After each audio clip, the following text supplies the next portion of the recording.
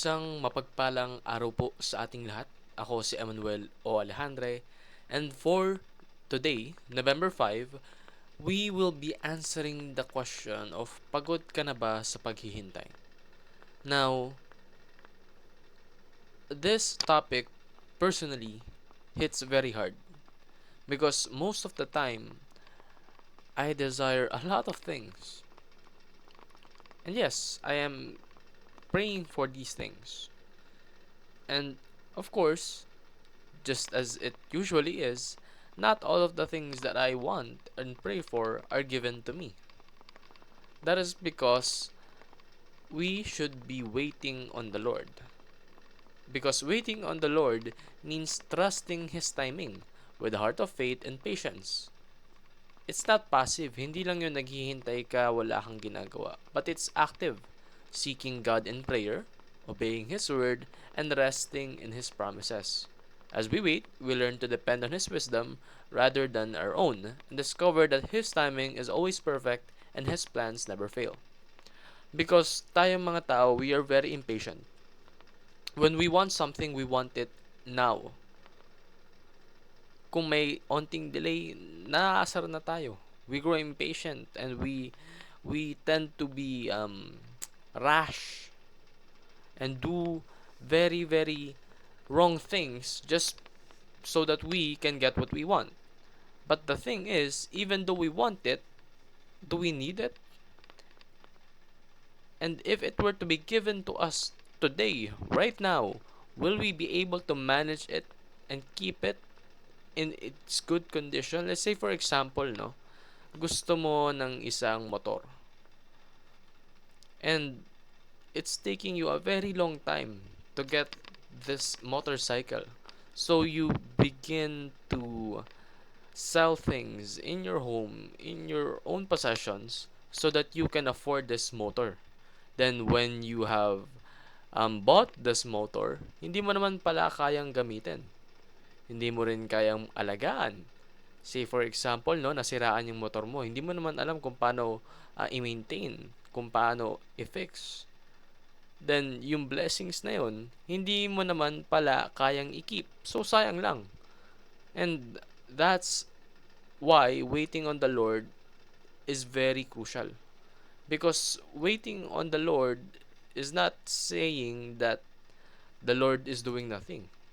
It's just saying that the Lord knows when you should get things, because the Lord will provide you with everything that you need, not what you want. Sabi nga sa Psalm chapter 37 verse 7, "Be still before the Lord and wait patiently for him. Do not fret when people succeed in their ways, when they carry out their wicked schemes." So sinasabi rito, be still before the Lord. Hintayin mo siya. At huwag kang magkaroon ng anxiousness or jealousy or envy kapag may nakikita kang ibang taong nagiging successful pero mali naman yung pamamaraan. Lagi po nating tatandaan, ang mga bagay na walang magandang pundasyon ay over time will crumble. Pero yung pundasyon po natin sa ating faith sa ating Panginoon, it will be solid. Kaya nga, we build our church on a rock. For that church will last for millennia, for an eternity. So, waiting on God is always the best decision. Tatandaan po natin yung God, makapangyarihan yan. And isa sa mga kapangyarihan niya is His omnipotence. He knows everything. So, kanino ka magtitiwala? Doon sa sarili mong judgment o sa Panginoon mo na alam ang lahat ng bagay? Now, the Lord is not selfish.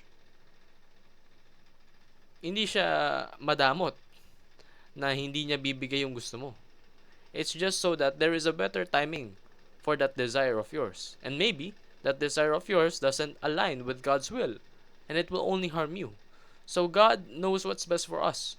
Therefore, waiting on God is once again always the best decision. And waiting on God shows our faith in His wisdom.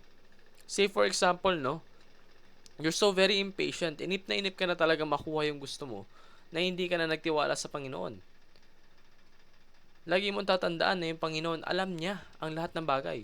Therefore, alam din niya kung kailan mo dapat matanggap yung mga ginugusto mo. That is why waiting on God will never lead to disappointment. Kung ikaw ay nag-iintay sa Panginoon, then you will surely be fulfilled and overjoyed once He has naturally given the things that you want to you. Now, I'm not saying that you should wait and just stand around and do nothing.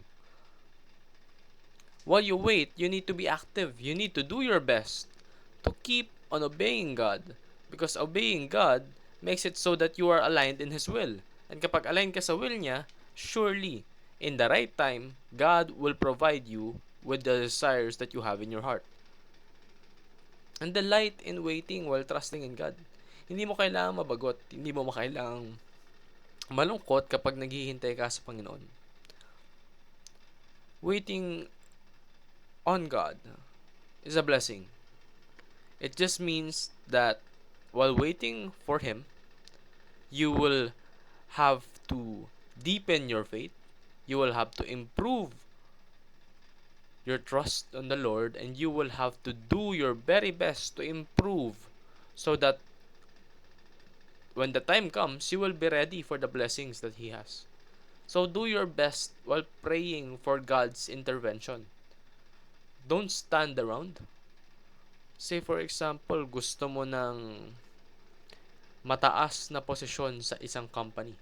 Then do your best to improve with your chosen career and profession. And surely God will do the rest. Yun lamang po ang aking daily devotion. Maraming salamat sa pakikinig. Pagpalain po tayong lahat and let us all give glory to God.